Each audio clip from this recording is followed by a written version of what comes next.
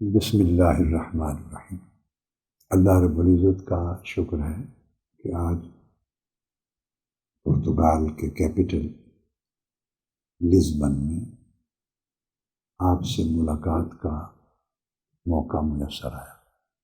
آج چونکہ مختلف شعبہ زندگی کے نمائندگان، معززین اور کئی آفیسرز، کئی احباب جمع ہیں۔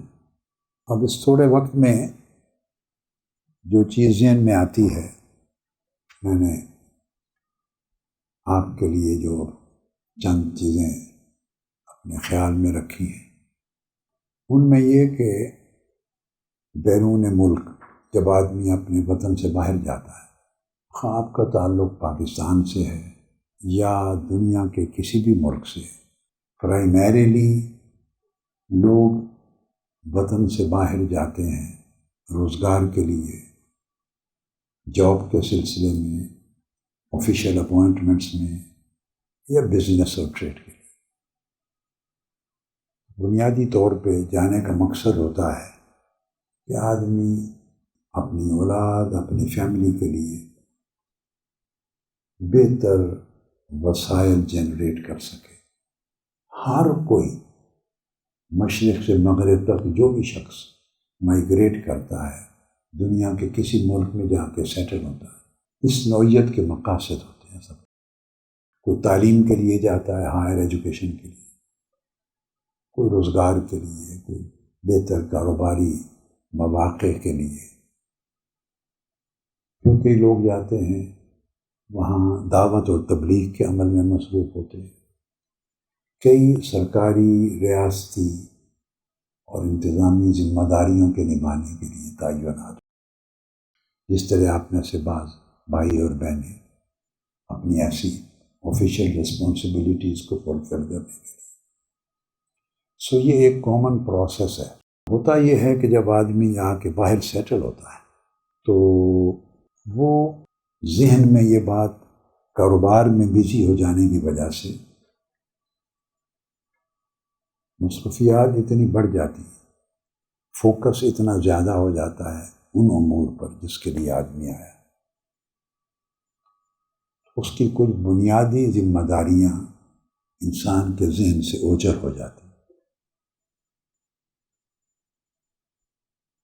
اور ان میں بڑی بنیادی ذمہ داری یہ ہوتی ہے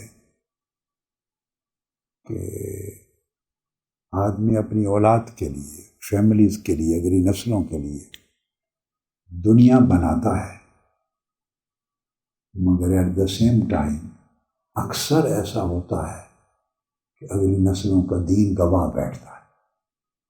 ماحول ہے، اس کے اثرات ہیں۔ ہم اگر روزگار کما لیں، دنیا کی آسائشیں حاصل کر لیں، بہتر مواقع حاصل کر لیں، جب سیٹل ہوتے ہیں تو بچوں نے تعلیم بھی یہیں حاصل کرنی ہے، یہاں کی اسکولنگ بھی ہے، اب سوشل میڈیا کے اثرات بھی ہیں۔ وہ تو اس وقت چونکہ گلوبل ولیج ہو گئی ہے دنیا، تو وہ تو آپ اپنے کسی بھی ملک میں اپنے گھر میں بیٹھے ہوں تو اب ہر بچہ اپنے سیل فون اور کمپیوٹر کے ذریعے جو ڈیجیٹل ٹولز ہیں ان کے ذریعے وہ گلوبل ولیج کا حصہ ہے، کنیکٹڈ ہے، تو اس کے اثرات تو ہوتے ہیں، مگر ساتھ اس کے جب آپ کسی دوسرے ملک میں جاتے ہیں تو اسکولنگ کے اثرات بھی ہیں، پھر اس کی فرینڈشپ بھی ہے، اس کے پیئرز کا گروپ بھی ہے، اس کی کمپنی بھی ہے، ماحول ہے، ان ساری چیزوں کے اثرات بچوں پر ہو رہے ہوتے ہیں۔ میں نے دیکھا ہے ماں باپ بچوں کے جسم کی پرورش کرتے کرتے اس کی روح کی پرورش کو فراموش کر بیٹھتے۔ میں نے ویسٹرن ورلڈ میں ٹریول کرنا شروع کیا ہے 1983 سے. 1983 سے. یہ میرا ملک سے باہر تو نہیں، میں ویسٹرن ورلڈ کی بات کر رہا ہوں. ملک سے باہر تو اس سے پہلے بھی میرے ٹریولز ہوئے، مگر ویسٹرن ورلڈ میں یہ میرا پہلا وزٹ تھا امریکہ کا. پھر ہوتے رہے یورپ میں، انگلینڈ میں 1984 آنورڈ پھر میں ہمیشہ سفر کیا. ویسے بیرون دنیا میں نے 45 سال قبل سے 1980 سے میں نے 81 سے کیے ہیں سفر. میں نے دنیا کو مشرق سے مغرب تک، عرب اور عجم کی دنیا اور مشرق اور مغرب کی دنیا بڑی کلوزلی ڈیپلی آبزرو بھی کیا ہے، اسٹڈی بھی کیا ہے، اور فیملیز کے ساتھ پوری زندگی انٹریکشن رہا ہے. اور میں نے لوگوں کو گین کرتے اور لوز کرتے دونوں چیزوں کو دیکھا. اس تھوڑی سے ٹائم میں اس نقطے پر فوکس آپ کا لانا چاہوں گا کہ اگر ہم آتے تو اولاد اور فیملیز کے لیے ہیں باہر. اپنی جان ایک شخص نے ذاتی طور پہ کتنا کھا لینا ہے، کتنا پہن لینا ہے. ایک شخص وہ فیملی کے لیے کرتا ہے، اولاد کے لیے آتا ہے. جس اولاد کے لیے ہم آتے ہیں ہم ان کا کیریئر تو بنا لیں، ڈگری بھی لے لیں، اعلیٰ تعلیم بھی دلوا دیں، کیریئر بنا دیں، مگر ایمان کی شناخت بھلوا دیں تو میری دانش میں یہ گین کم ہے، لاس زیادہ ہے. نفع کم ہے، نقصان زیادہ ہے. چونکہ میں نے پرسنلی دیکھا، یعنی میں نے تو جیسے کاؤنسلنگ کرتے ہیں، میں تو 45 سال ایکچولی تو اس سے بھی آپ اس کو 10 سال اور ایڈ کر لیں. نوجوانی کی عمر سے میں فیملیز کی لوگوں کی کاؤنسلنگ کرتا رہا. یعنی میں نے کاؤنسلنگ لوگوں کی کرنا شروع کی جب خود میری عمر 20 سال تھی، 1970 میں. تو فیملیز محلے کی، شہر کی، گرد و نواح کی اپنے مسائل لے کے میرے پاس آتی تھی. جب میں ماسٹرز کر رہا تھا یا اس کے بعد لا کر رہا تھا، یا میں اپنی تعلیم کا مرحلہ بھی مکمل نہیں کیا تھا، وہ زمانے سے میرا ایک انٹریکشن تھا. تو میں کاؤنسلنگ لوگوں کو دیتا تھا، رہنمائی فراہم کرتا تھا جو اللہ پاک نے سوجھ بوجھ دی تھی. تو میں نے یہ پروسیس چلتے چلتے یہ دیکھا کہ باہر کی دنیا میں لوگ اتنا بزی ہو جاتے ہیں، اتنی ٹف لائف ہے، اتنا پریشر ہے.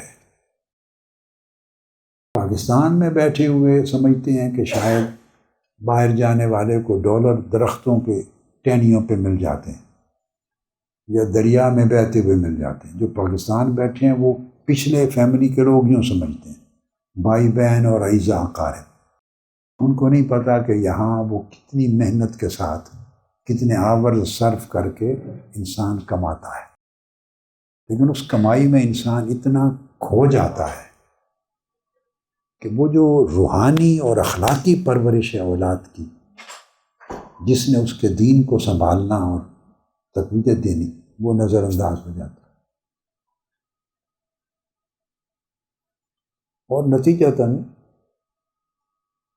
بچے اپنی شناخت بھی بھول جاتے ہیں. میری مراد دینی شناخت، ایمانی شناخت بھی بھول جاتے ہیں. اپنا مقصد زندگی صرف اس جسمانی وجود کو پالنا رہ جاتا ہے اور روحانی وجود بالکل نظر انداز ہو جاتا ہے. میں کل یا پرسوں کسی سے ذکر کر رہا تھا کہ ہم یہ جو 5.5-6 فٹ کا جو انسان ہے، جو جسمانی وجود ہے، ہم سمجھتے ہیں کہ یہ انسان ہے. تو یہ انسان نہیں ہے. یہ ہمارا وجود سر سے پاؤں تک، ہم جتنے لوگ کرسیوں پر بیٹھے ہیں، ہم اس وجود کو، جو حسی وجود ہے، مادی وجود ہے، جسمانی وجود ہے، ہم نے اس اپنے وجود کا نام انسان دے رکھا ہے۔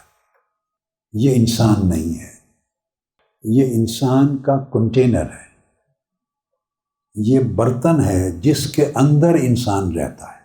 جیسے یہ گلاس ہے، یہ گلاس پانی نہیں ہے، پانی اس کے اندر ہے۔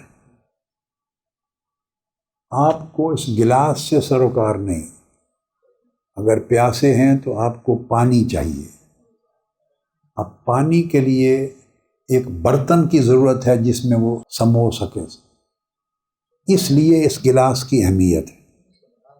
اگر ہمیں پانی، دودھ، کوئی مشروب پینا نہ ہوتا تو اس گلاس کو کوئی $1 تک نہ خریدتا۔ اس کی قیمت بن گئی ہے اس مشروب کی وجہ سے جو ہماری ضرورت ہے۔ اسی طرح آپ کھانا کھاتے ہیں تو سالن کسی پلیٹ میں ڈالتے ہیں، تو آپ کو انفیکٹ پلیٹ سے کوئی دلچسپی نہیں ہے، چونکہ کھانے کے لیے آپ کو سالن چاہیے اور سالن پلیٹ میں ہی رکھا جائے گا، تو پلیٹ کی اتنی ضرورت ہے، آپ کی غرض اس کے ساتھ ہے۔ اسی طرح آپ کوئی چیز لے لیں، بوٹل ہے، کوئی ڈرنک لے لیں، کوک لے لیں، پیپسی لے لیں، اس کا ٹن ہے، آپ کو اس ٹن سے کوئی دلچسپی نہیں ہے، آپ نے تو کوک پینی ہے، سافٹ ڈرنک پینا ہے، وہ جو اس کے اندر کنٹینڈ ہے، آپ کی کوئی دلچسپی کنٹینر کے ساتھ نہیں ہے، جو اس کے اندر کنٹینڈ ہے، what ever is in side, آپ کی ضرورت وہ ہے۔ چند مثالیں میں نے دی۔ اسی طرح یہ سارے ہم جو بیٹھے ہیں، ہمارے جسمانی وجود یہ کنٹینر ہیں اس انسان کے جس کو اللہ پاک نے اس برتن کے اندر رکھا ہے۔ ہم سب اس دنیا میں، چونکہ مادی دنیا ہے، اس برتن کی دیکھ بھال میں لگ گئے ہیں، اور جو اس کے اندر اصل انسان ہے وہ نظر انداز ہو گیا ہے، حتیٰ کہ وہ مردہ ہو گیا ہے۔ اب آپ کے ذہن میں ایک سوال آ سکتا ہے، نہیں بھی آتا تو میں خود اٹھاتا ہوں، کہ میں نے یہ جو کہا کہ یہ جسمانی وجود انسان نہیں ہے، یہ تو کنٹینر ہے انسان کا، انسان تو وہ ہے جو اس کے اندر ہے۔ اس بات کی کوئی سند، کوئی دلیل تاکہ ہم اس کو قبول کر سکیں، یہ بھی ہونا چاہیے۔ ایک تو ہے کہ میں کہہ رہا ہوں، اب میں کہہ رہا ہوں تو کوئی اتنی بڑی دلیل نہیں ہے، آپ کا جی چاہے مان لیں، جی چاہے تو اٹھا کے پھینک دیں، میرا کہنا اٹ سیلف تو کوئی دلیل نہیں، انلیس کہ اس بات کے پیچھے مضبوط دلیل ہو، وہ میں قرآن مجید سے دیتا ہوں۔ اللہ رب العزت نے ارشاد فرمایا، اعوذ باللہ من الشیطان الرجیم، هل اتی علی الانسان حین من الدہر لم یکن شیئا مذکورا۔ اللہ پاک نے فرمایا انسان پر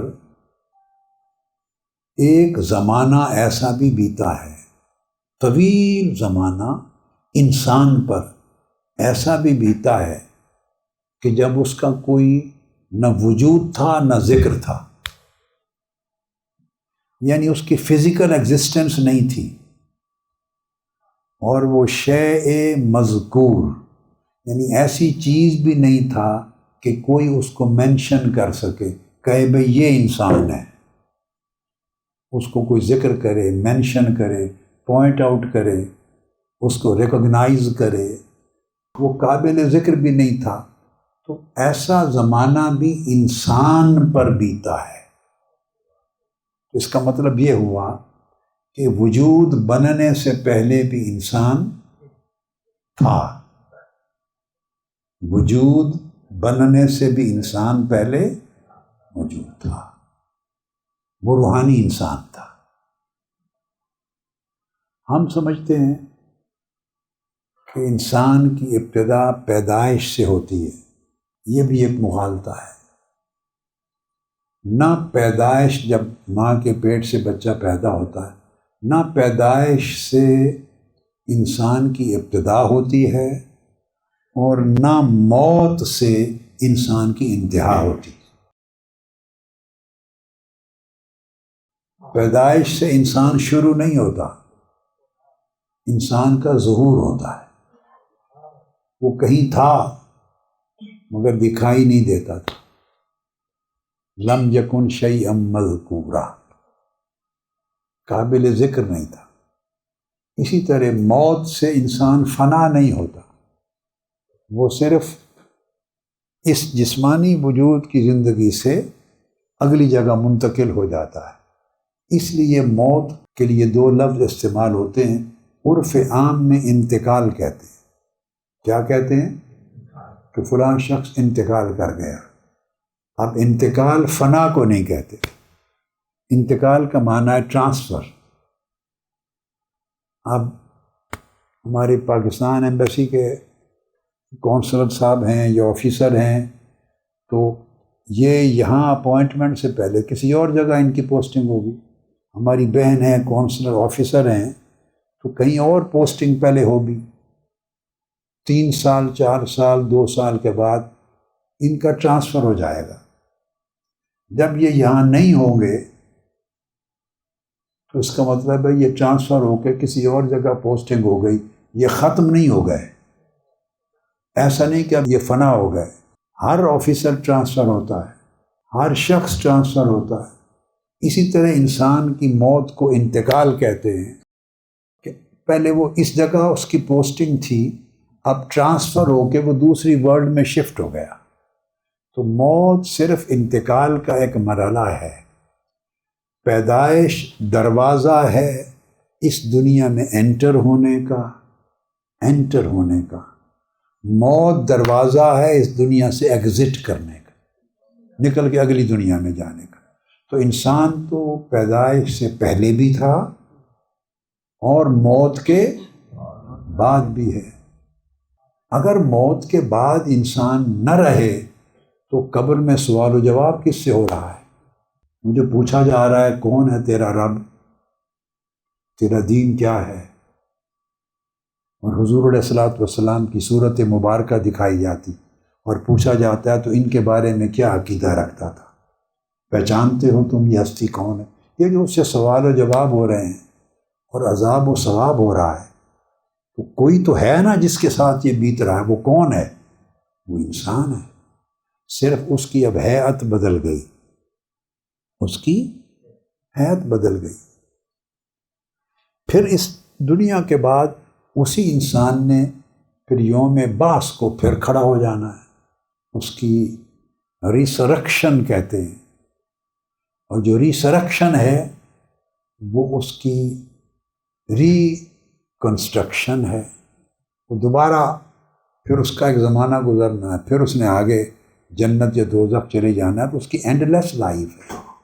تو انسان تو وہ ہے جس طرح موت کے بعد جا رہا ہے دنیا در دنیا، مرحلہ در مرحلہ، اس طرح موت سے پہلے بھی مرحلہ در مرحلہ پیچھے سے آ رہا ہے. کچھ عرصہ ماں کے پیٹ میں ٹھہرنے کو ملا ہے اس کو، اور اس سے پہلے عالم ارواح میں تھا. تو چونکہ جسمانی وجود نہیں تھا لہذا آپ اور ہم اس کو دیکھ نہیں سکتے تھے. چونکہ دیکھ نہیں سکتے تھے، محسوس نہیں کرتے تھے، سو ذکر نہیں کر سکتے تھے. تو اللہ پاک نے فرمایا کہ انسان تو تھا مگر تم نہ دیکھ سکتے تھے نہ مینشن کر سکتے تھے. وہ انسان اس جسم کے کنٹینر میں ہے. ہم جتنی ایفرٹ پوری زندگی میں کر رہے ہیں وہ کنٹینر کو پال رہے ہیں اور انسان کو مار رہے ہیں. کنٹینر کو زندہ رکھے ہوئے ہیں، اس کی پرورش، اس کی نگہداشت، اس کی دیکھ بھال وہ کیے جا رہے ہیں. اس کو صاف ستھرا بھی رکھتے ہیں، غسل بھی دیتے ہیں، کپڑے بھی پہناتے ہیں، کھلاتے پلاتے بھی ہیں، سب کچھ کرتے ہیں. مگر یہ سارا کچھ اس انسان کو کچھ نہیں پہنچ رہا. یہ جو بھی ہم کھاتے ہیں یہ تو اس جسم کی غذا ہے. وہ روحانی انسان کی غذا تو نہیں، اس کی غذا تو اللہ کا ذکر ہے. اس کی غذا تو اللہ کی عبادت ہے، اس کی غذا تو اللہ کی بندگی ہے، اس کی غذا تو اللہ کی معرفت ہے، اس کی غذا تو تقوی ہے، اللہ کا تعلق ہے۔ تو وہ تو غذا اس کو فراہم ہو نہیں رہی۔ ہم بیشک بریانی کھائیں، پلاؤ کھائیں، روٹی کھائیں، بریڈ کھائیں، کافی پئیں، مرغ کھائیں، مٹن کھائیں، جو چاہیں کھائیں، اس انسان کو تو کچھ نہیں جا رہا، کیونکہ اس انسان کی یہ خوراک نہیں ہے۔ ہماری پوری فکر اس کنٹینر کو پالنے پر ہے، اور یہی پروسیجر آگے نسلوں میں منتقل ہو رہا ہے۔ اولاد کے لیے، بچوں کے لیے ہم بیٹر سکولنگ کریں گے، ان کی فیس دیں گے، ان کو اچھا کیریئر دیں گے، ان کا فیوچر بنائیں گے، ان کے لیے جاب بنائیں گے۔ یہ سارا کچھ جو ہو رہا ہے یہ اسی کنٹینر کے لیے ہو رہا ہے۔ تو نہ ہم نے اپنے اصل حقیقی روحانی انسان کی زندگی اور صحت پر مرکوز کی اپنی توجہ، نہ آگے اپنی اولاد اور نسلوں کے لیے کی۔ بیسک پوائنٹ جو آج آپ کے لیے میں نے چاہا کہ میں کہوں وہ یہ کہ اصل جو روحانی انسان ہے، جس نے اس کے حضور پیش ہونا ہے، اور جو وہاں سے آیا ہے، جس کے لیے یہ جسم بنایا گیا ہے، جس کے لیے جو بنایا گیا ہے اس کی دیکھ بھال ہو رہی ہے، اور جس کے لیے بنایا گیا ہے وہ نظر انداز ہو رہا ہے۔ اس کے لیے ضرورت اس امر کی ہے کہ ہم اپنے دین کی حفاظت کریں، ایمان کی حفاظت کریں، اور اپنی نسلوں کے لیے۔ اور نسلوں کی دین کی جو حفاظت ہے وہ صاف ظاہر ہے ایکٹیویٹی کے بغیر نہیں ہوتی۔ آپ اگر جاب نہ کریں تو گھر بیٹھے آپ کو کھانا ملتا ہے، آپ کوئی بزنس نہ کریں، دکان نہ کھولیں، کوئی سٹور نہ کھولیں، کوئی فیکٹری انڈسٹری نہ لگائیں، بھاگ دوڑ نہ کریں، پریکٹیکل ایفرٹس نہ کریں اور انوالو نہ ہوں، تو آپ کا جسم پلتا ہے؟ مر جائیں گے۔ اس طرح اگر روحانی انسان کو بھی زندہ اور صحت مند رکھنا چاہتے ہیں تو اس کے لیے بھی کچھ پریکٹسز اور سٹرگلز اور جابز اور ایفرٹس ہیں، اس کے لیے انوالو ہونا ہے۔ اور انوالو ہونے کے لیے میں پوری زندگی میں جو سمجھا ہوں، میں نے دیکھا ہے، وہ یہ کہ اس کی ابتدا مسجد سے ہوتی ہے، اسلام کے مرکز سے ہوتی ہے۔ مسجد صرف نماز پڑھنے کی، رسوم ادا کرنے کی جگہ نہیں ہے۔ عبادات اور جو مذہبی رسوم ہیں اس کی ادائیگی کی صرف جگہ نہیں ہے۔ مسجد حقیقت میں اس روحانی انسان کو زندہ رکھنے کا ایک مرکز ہے۔ اس کو وہ ماحول ملتا ہے، اسے وہ حضور علیہ الصلوۃ والسلام نے جب ہجرت فرمائی اور صحابہ کرام گئے مکہ سے مدینہ، تو سب سے پہلے آپ نے مسجد کا سنگ بنیاد رکھا۔ یعنی اسلامک سوسائٹی جو ہے اس کی بگننگ مسجد کی اینٹ سے ہوتی ہے۔ وہاں جب کنیکٹ ہوتے ہیں بچے اور فیملیز تو ان کو دین کا سبق ملتا ہے، دین کی یاد آتی ہے، اللہ کا ذکر ہوتا ہے۔ اللہ پاک نے فرمایا مساجد اور عبادت گاہوں کو کہ یہ وہ جگہ ہیں جہاں اللہ کا نام بلند کیا جاتا ہے۔ گھروں میں تو کھانا ملتا ہے، اسکول میں کورس اور کریکولم ملتا ہے، ڈگری ملتی ہے، آفس میں جاب ملتا ہے، دکان میں، انڈسٹری میں، بزنس میں پیسہ ملتا ہے۔ تو یہ سب جگہیں ہیں کچھ نہ کچھ ملنے کی، دین کہاں سے ملتا ہے؟ تو دین کے لیے بھی ایک مرکز ہے، شاپ ہے، سینٹر ہے، انڈسٹری ہے، آفس ہے، جو چاہیں کہیں، جہاں سے دین ملنا ہے۔ اس کا جو بنیادی جو اس کا یونٹ ہے وہ مسجد ہے، اللہ کا گھر ہے، وہ اسلامک سینٹر ہے۔ اس کو کمیونٹی سینٹر بھی بنائیں، اسلامک سینٹر بنائیں، لائبریری بنائیں، وہاں نماز بھی ہوگی، بچوں کو قرآن مجید پڑھانا بھی، اس کا عمل بھی ہوگا، فیملیز بھی جڑیں گی، پروگرام ہوں گے، اللہ رسول کا نام سنیں گے، تذکرہ ہوگا، یاد ہوگی، وہ جو سبق بھول چکی ہے وہ روح اس دنیا میں، اس سبق کی یاد دہانی اس جگہ ہوتی ہے۔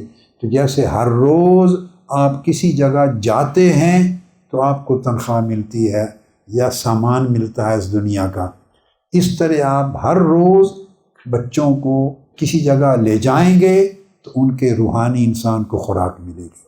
تو ذمہ داری بنیادی یہ ہے کہ بچوں کو اگر ہم فیسیں دیتے رہے اور ان کے کیریئر بنانے پر ہم محنت کرتے رہے تو مسجدیں نہ بنائیں، اللہ کے گھر نہ بنائے، اسلامک سینٹر نہ بنائے، اس پر خرچ نہ کیا، یہ وہ اصل خرچ ہے، یہ وہ اصل خرچ ہے، وہ نہ کیا تو ان کی پرورش کون کرے گا؟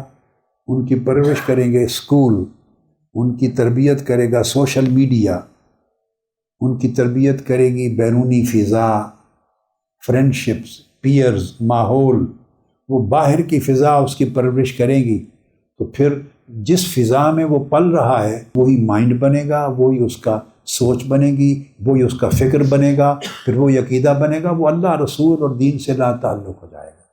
اور یہ بچپن سے ایک ایفرٹ ہے جو کرنی ہوتی ہے۔ میں بات کو ختم کرنا چاہتا ہوں اور یہ ذہن میں رکھ لیں کہ نہ اپنے آپ ہو جاتا ہے یہ کام، یعنی آپ اگر لا تعلق رہیں دینی مراکز سے، مسجد سے جب لا تعلق ہوں گے، یہ میں اپنی زندگی کی سوچ اور مشاہدے کا کرکس بتا رہا ہوں، مسجد سے جب لا تعلق اور دور ہوں گے تو دینی مجلس سے دور ہوں گے۔ جب دینی مجلس، نیبرہڈ کا لفظ آپ یوز کرتے ہیں نا، اور کمپنی، ان کا ایفیکٹ ہوتا ہے، دوست ہوتے ہیں بچوں کے، فرینڈز ہوتے ہیں، کمپینین شپ، کمپنی ہوتی ہے، پیئرز ہوتے ہیں، وہ اسی طرح آپ جہاں رہتے ہیں ایک نیبرہڈ ہوتی ہے، آپ پسند کرتے ہیں یہ اچھی نیبرہڈ ہے، یہ اچھی نیبرہڈ نہیں ہے، یہاں رہنا ٹھیک ہے، یہاں رہنا اچھا نہیں ہے۔ تو یہ مسجد ایک نیبرہڈ ہے، مسجد ایک کمپنی ہے، مسجد میں آپ کو اللہ کی فرینڈشپ ملتی ہے، مسجد اللہ سے کنیکٹ کرتی ہے۔ اگر آپ مسجد سے دور ہوں گے، کوئی شخص دنیا میں نہیں ہے جو مسجد اور اسلام اور دین اور روحانیت کے مرکز سے دور ہو کر بچوں کے دین کی حفاظت کر سکے، چونکہ پھر اس کی تربیت کرے گا ماحول اور فضا اور ہوا اور اسکول، اس میں تو دین ہے نہیں، اور سوشل میڈیا میں بھی نہیں ہے، تو الٹیمیٹلی ایک سٹیج آتی ہے کہ پھر بچے آپ کی بات بھی نہیں سنتے، آپ کی بات بھی نہیں سنتے۔ اگر آپ مجھ سے سادہ سوال کریں کہ وہ ایک سٹیج کے بعد ہم ان پر اتنا خرچ کرتے ہیں، محنت کرتے، قربانی کرتے، رات دن کما کے ان پر لگاتے ہیں، تو ہماری بات کیوں نہیں سنتے؟ سوال بنتا ہے نا کہ آپ ان کے لیے جان لگا دیتے ہیں۔ مائیں بچے کی پیدائش سے لے کر کیا کچھ نہیں کرتی بچوں کے لیے، تو اس کے باوجود ایک سٹیج آتی ہے جب بچہ ٹین ایجز میں 13، 14، 15، 16 میں جاتا ہے، بہت سے پیرنٹس کہتے ہیں ہماری بات نہیں سنتے، مجھ سے پوچھتے ہیں ہماری بات کیوں نہیں سنتے؟ تو بڑا سمپل سا جواب ہے، وہ آپ کی بات اس لیے نہیں سنتے کہ آپ اپنے رب کی بات نہیں سنتے۔ جب آپ نے اپنے رب کی بات نہیں سنی تو اس میں کبھی غور کریں، وہ آپ کی بات کیسے سنے گا؟ اس نے 14 سال دیکھا ہے کہ میرے ماں باپ اپنے رب کی بات نہیں سنتے۔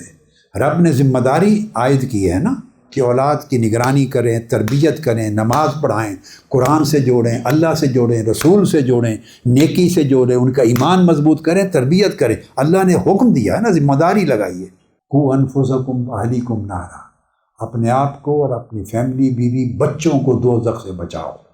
تو بچے دیکھتے ہیں، جب 14 سال دیکھتے رہے کہ میرے ماں باپ اپنے رب کی نہیں سنتے تو میں ان کی کیوں سنوں؟ بس یہاں میٹر ختم ہو جاتا ہے۔ اور بچانا ہے، اور یہ بھی ذہن میں رکھیں کہ بچے کا برین، آخری بات کہتا ہوں، باتیں بہت ہیں، بچے کا برین ماں کے پیٹ سے چیزوں کو ریسیو کرنا شروع کر دیتا ہے، ماں کے یہ نہیں کہ وہ کئی سالوں کے بعد سمجھنے لگتا ہے، نہیں، وہ ماں کے پیٹ میں ہی بچہ ہوتا ہے، جب برین اپنا کام شروع کرتا ہے تو ماں اگر مسکرا رہی ہو، ہنس رہی ہو، خوش ہو، تو اس کے اثرات اس بچے کی صحت پر پیٹ کے اندر پڑتے ہیں۔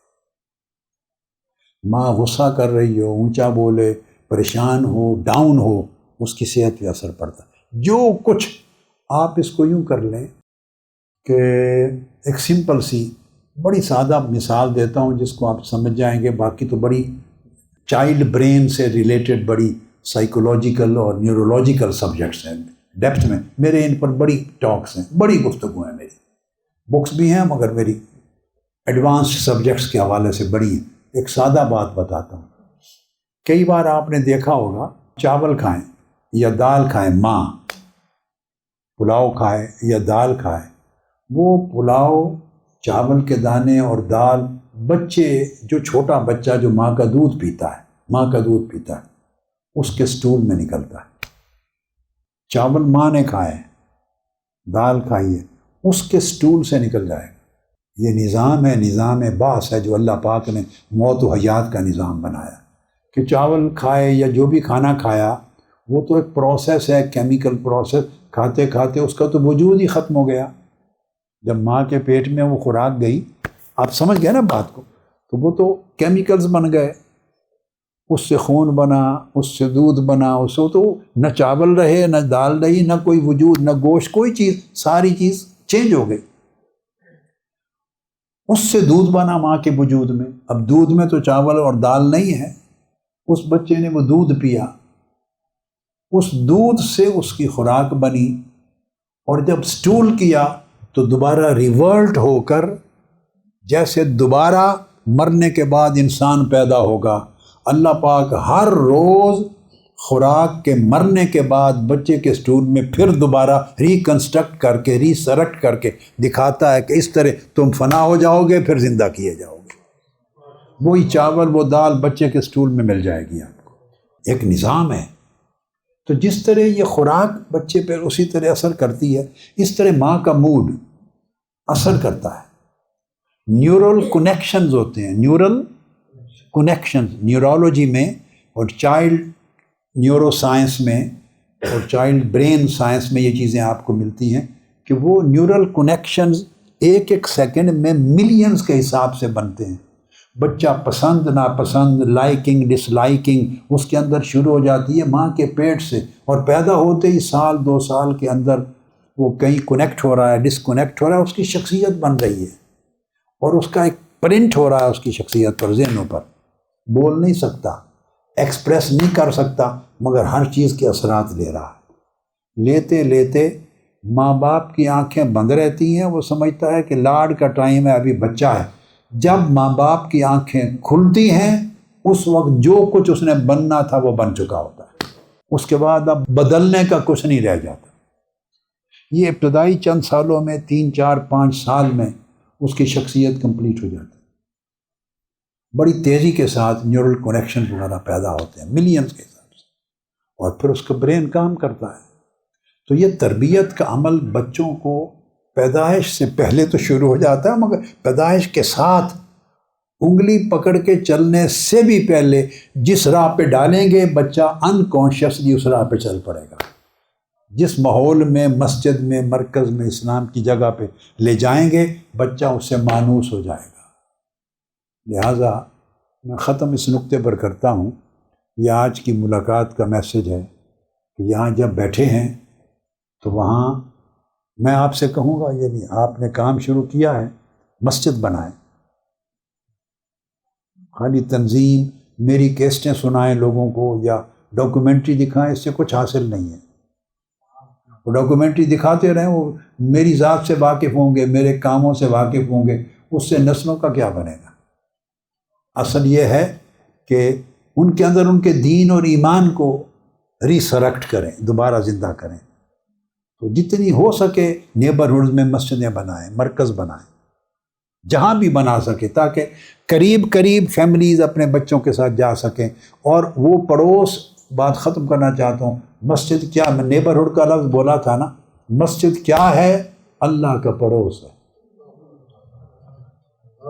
میں ڈیفائن کروں گا. مسجد کی تعریف مجھ سے پوچھیں کہ آپ ڈیفائن کریں مسجد کیا ہے؟ یہ اللہ کا پڑوس ہے، اللہ کا نیبرہڈ ہے. جس نے اللہ کے پڑوس میں کچھ وقت گزارنا ہو وہ مسجد میں چند لمحے گزار لیا کرے. یہ کمپنی ہے اللہ کی. تو اب آج کی اس نشست کا ماحصل یہ ہوا کہ کچھ خوشخبری سنوں ایک وقت میں کہ ایفرٹ کر کے ایک مسجد کم سے کم ایک، اگر زیادہ نہیں تو اور کھڑی کر دیں،